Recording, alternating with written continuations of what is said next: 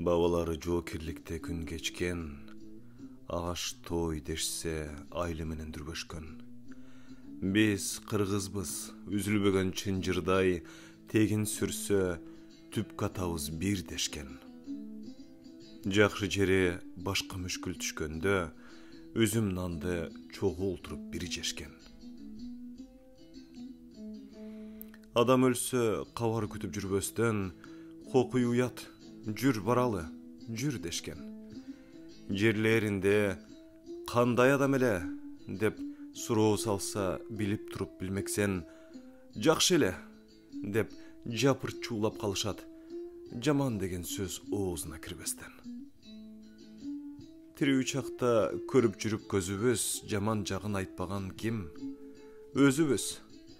Эми минтип алгандан соң жаман деп кыйкырганда канмак беле өчүбүз. Канткен менен канча кылым келаткан салтты сактап керек окшойт өтүбүз. Өлгөн өлдү, бүт күнөөсүн аркылап, жаман жагын олтуруптур ким санап.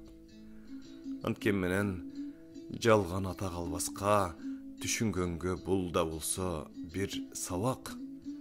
Эгер өлсөң, чындап жакшы жагыңды айта жүрчү адамдарга мархабат.